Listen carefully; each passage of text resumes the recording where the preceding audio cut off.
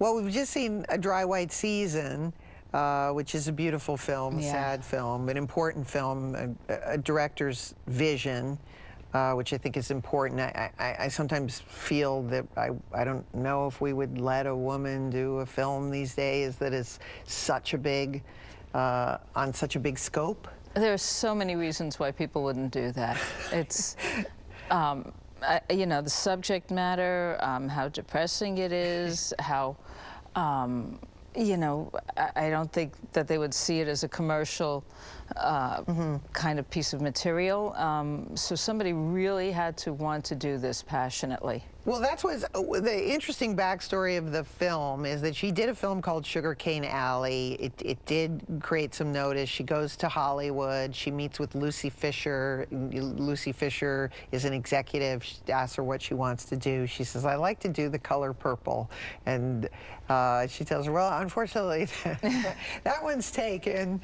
But at the same time, Usain Palsy says, "I have a book called A Dry White Season, and I have to hand it to Lucy Fisher. She keeps her in town for a week so that she can read the book. She reads the book and gets the money, and she makes the film." So, you know, and throughout our program in Trailblazing, we're talking about importance of mentorship and how an executive can step up and make something happen. And in this case, because she did that, and the movie was successful. So hats off to Lucy Fisher for having the vision. Yes, and Usain Palsy. She got Marlon Brando to be in the film. It's the only time Marlon Brando has ever been directed by a woman. Wow. I think that is interesting. And people asked her, was she intimidated by working with him? And she said, you know, again, her father taught her to just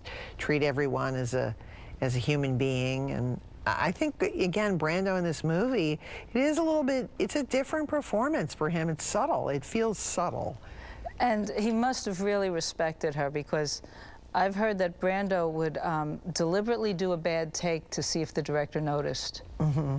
And he would do things like that. He would do things where he could be considered difficult just to see if he thought the director was any good. And so he must have really thought she was great. I think she's a person that maybe brings her own gravitas to the project. And so many of the movies that we've looked at, I find that the female directors themselves have very interesting backgrounds, because it must take so much guts just to be a director in face of, there are not a lot of female directors out there. Does it take a certain inner strength? Yeah, I guess some people, especially coming from where she did and doing such an amazing story that is not an easy story to watch, to tell, to sell to a studio, and to get big stars to just volunteer to be in it, you know,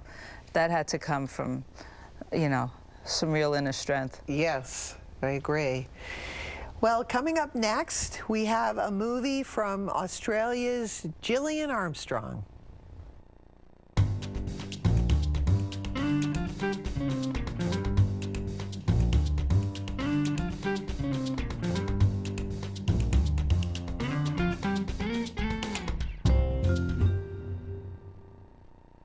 TCM